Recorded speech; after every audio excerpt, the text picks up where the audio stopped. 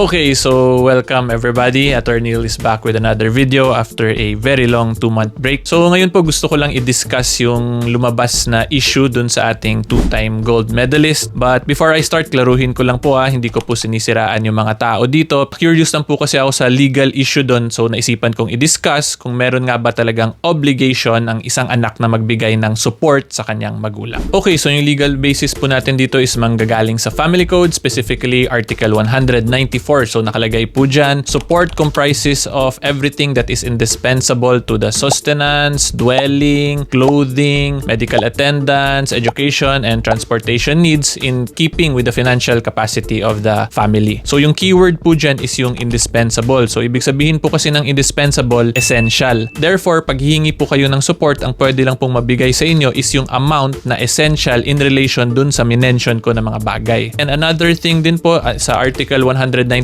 of the Family Code, nakalagay din po dyan yung order or yung pagkasunod-sunod kung sino ang obligated magbigay ng support sa isang tao. So unang-una po dyan nakalagay is the spouse of a person, yung pwede niyang hingian, at secondary lang po yung descendant. So kung ikaw po ay isang mother, for example, ang pwede mo pong unang habulin para humingi ng suporta is yung asawa mo. At kung wala yung asawa mo at walang-wala ka rin, dun lang po pwede ka na humingi sa anak mo, sa descendant mo. So apply po natin dito, Carlos Yulo will only be required to give support to his parent if ma-establish po nung parent niya na talagang walang-wala na silang dalawa. And another thing din po na pwede i-consider dito sa support is if kung let's say meron namang assets yung parent, di syempre kailangan din naman munang i-exhaust nila yon bago sila pumunta na dun sa next in line na hingan na nilang support. And i-emphasize ko lang din, balik ko dun sa 194 is yung keyword na essential, di ba? Kasi essential means kung ano lang yung kailangan mo talaga, hindi pwede yung sobra-sobra. So let's say kung gusto mo magtayo ng negosyo or magbakasyon, hindi po yun pwede ma-award ng basta-basta. Kailangan mo po yun ma-prove na that is essential to your needs. Okay, so ang conclusion po dito, ang anak po is as a general rule, hindi po obligated magbigay ng support sa parent. Kasi yung unang-una pong dapat hingin ng support ng parent is yung asawa niya. Kung walang-wala talaga sila, doon na po papasok yung exemption na pwede na doon naman sa anak humingi ng suporta ang magulang. Okay, so para po sa mga nangangailangan ng abogado, message na po kayo sa Facebook page ko for an appointment. Thank you po for watching and see you po on the next video, which is I hope it will not be within the next 2 to 3 months. Okay, so bye-bye po. God bless everybody.